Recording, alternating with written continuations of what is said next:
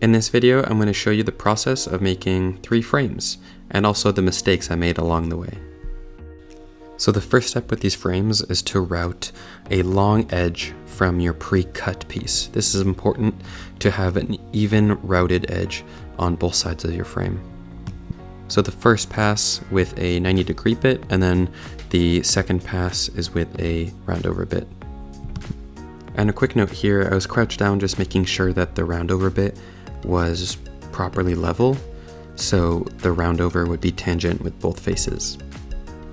What I freaking love about these wood projects is that I'm still using the wood from the canopy bed frame I got on OfferUp, which is what I've used for like 5 videos now, and that is so satisfying to me. And I needed to make sure here that I removed the previous finish because this was not going to be the end look. I want it to be very dark. I'm probably going to use the same dye that I used for the refurbished table. And so I need to remove the finish in order to change the finish. So to maximize the use of this piece, I actually ended up routing the other side as well in the exact same manner so I can create 2 frames out of this one piece of wood. And as we've seen before, I'm using the jank circular saw setup. Obviously this would be so much easier with the table saw and a fence that would allow me to have the perfect width, and I'll tell you later why that is important.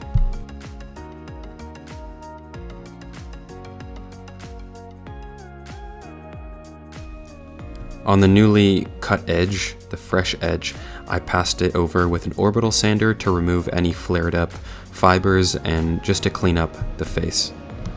This face is going to be the outside face of our frame at the end. Hell yeah, man. Check out the editing on this video. I did that myself. The reason for this feature is that I made a frame after the first 2, and I learned from the mistakes. So you'll notice throughout the video, I just have that in the top right corner. That means that there's the final, or like the improved design, improved process coming right up. So the improvement here is really that I just used a piece of wood that had a predetermined width, and that's important later, but I just did the same routing passes that I did for the other frames. Okay, now we're back on the first frame. So we need to pay attention here. The top right corner, we have the next frames coming up, but for the same step. And so this step here is we're just cutting the 45-degree miters. And this is how we make the rectangle at the end.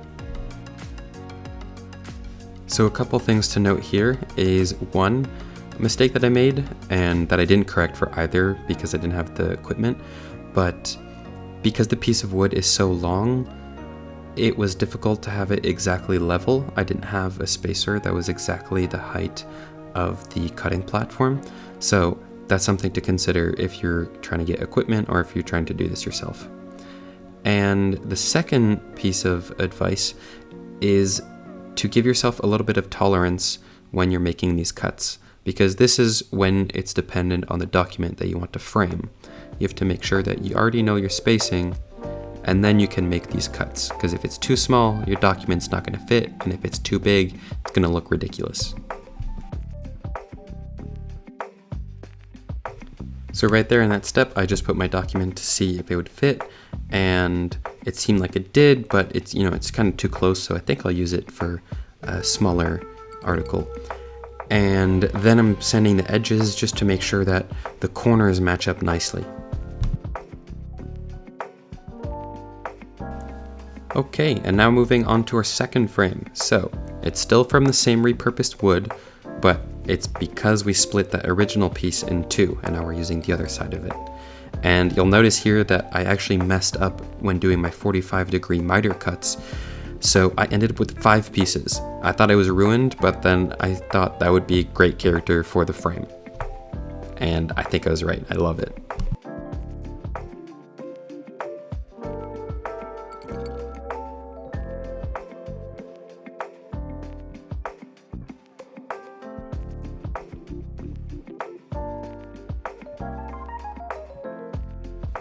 Now on to our last frame. This is the one that should be the most perfect one because we're learning from our mistakes. And I also really like the angle on this, and this is where, like, in my recording, I'm starting to get a better sense or like commitment to better videography.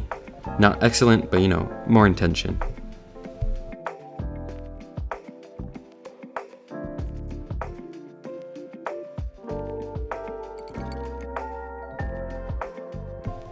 So this is my glue up attempt for the frames.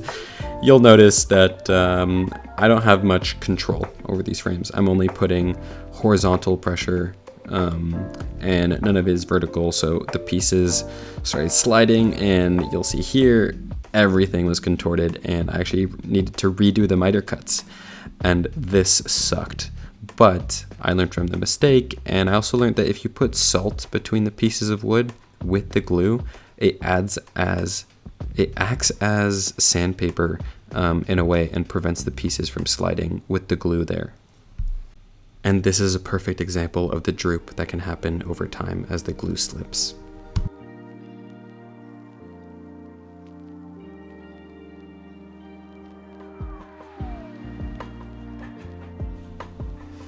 Now once the glue dry, we just sand off all those miter edges, and you'll notice after that I take the dust from the dust bag and I mix it with some of the wood glue, and from that I can create a paste to fill in any gaps. The only thing I would do in the future is to use Titebond super glue instead of Gorilla wood glue, and only because it leaves a finish once cured.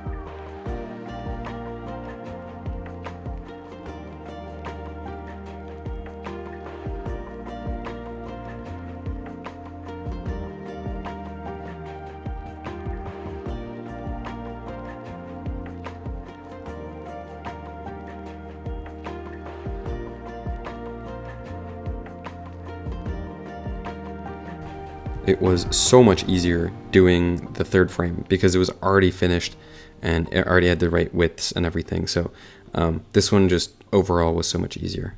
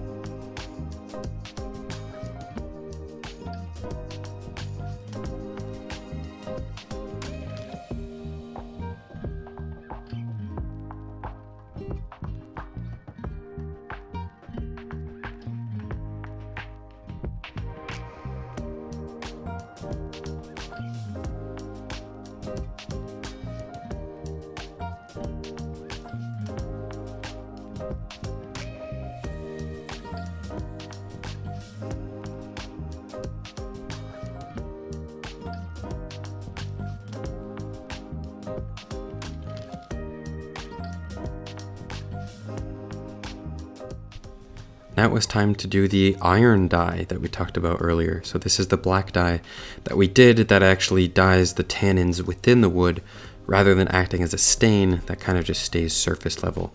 And so here we're just doing our ratio of isopropyl alcohol to iron ferrous dye.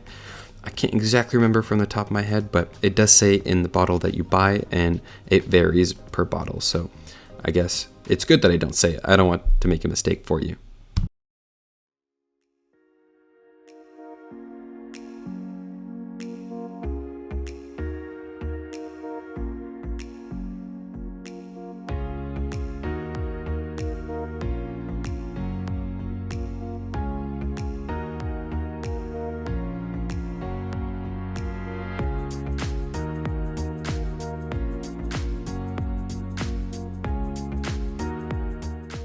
So there's nothing crazy with this process. It actually is just really satisfying. Whenever the isopropyl alcohol quickly evaporates in the air, it allows for the dye to seep in quickly, and it also doesn't clump up. So I can be really generous, and it'll evenly absorb it. I just have to make sure that I get the entire frame. But aside from that, it's really satisfying.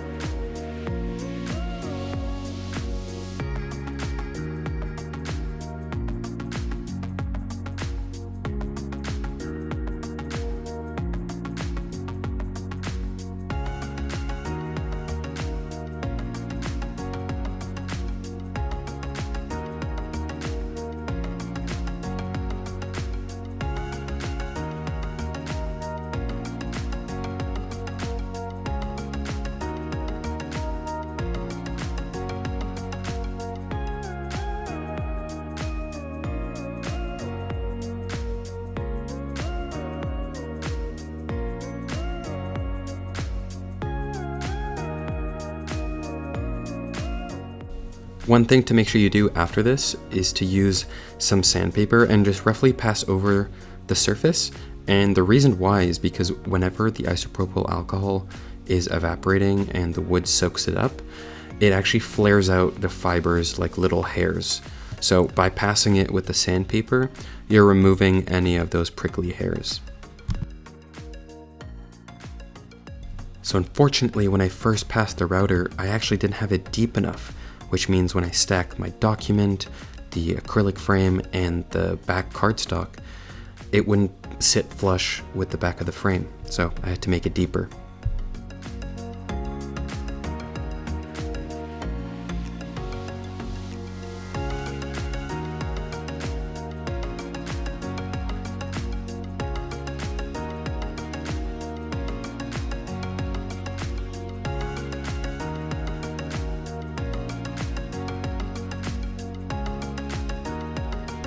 Now, with the first two frames cut to size and dyed, I can now put the cardstock and my document in. And I'll show just after this how to cut the acrylic sheet, so like that you can have a non-fragile glass for your frame.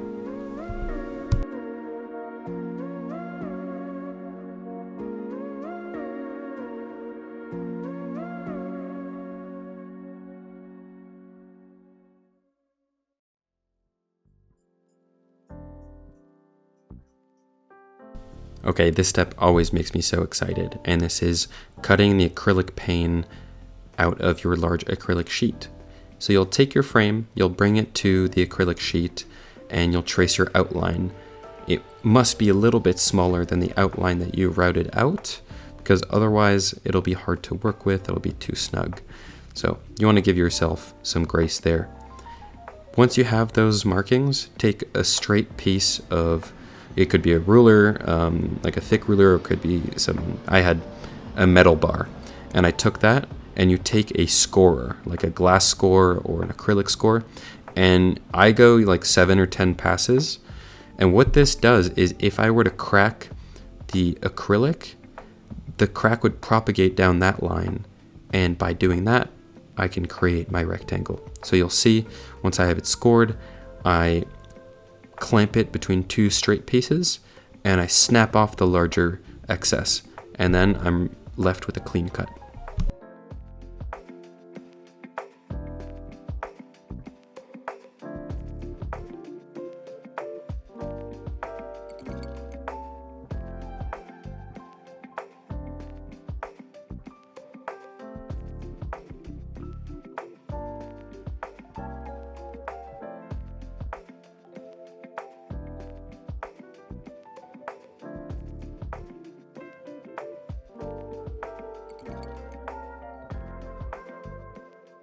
And here I am doing it with frame number 3.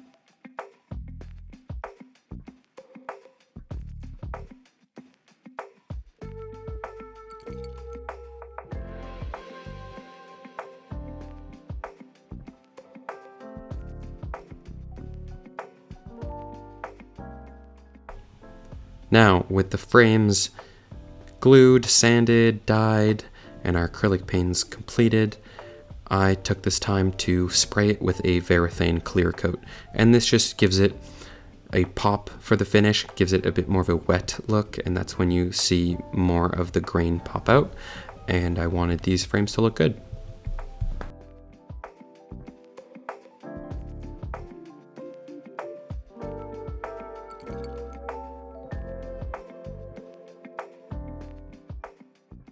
So I'm really fortunate that at work I have some machinists that are very kind to me, and they actually created a little emblem for my university diploma frame. It just says University of Waterloo, where I graduated from, and it's made of aluminum that I then just put some black epoxy in to pop out the lettering.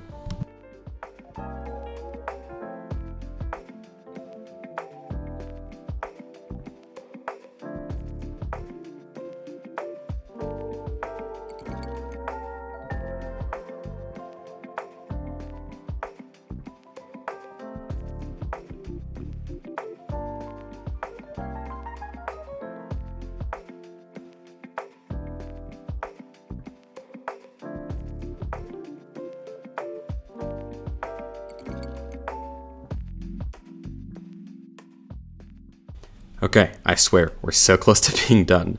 At this stage, we have our frame, we have our acrylic paints, we have the documents or articles that we want to frame, and we now just need to put the cardstock behind it. We need to pin it down with some 3D printed tongues that I created, and the very last piece is putting some taut steel cable in the back because we need to hang this.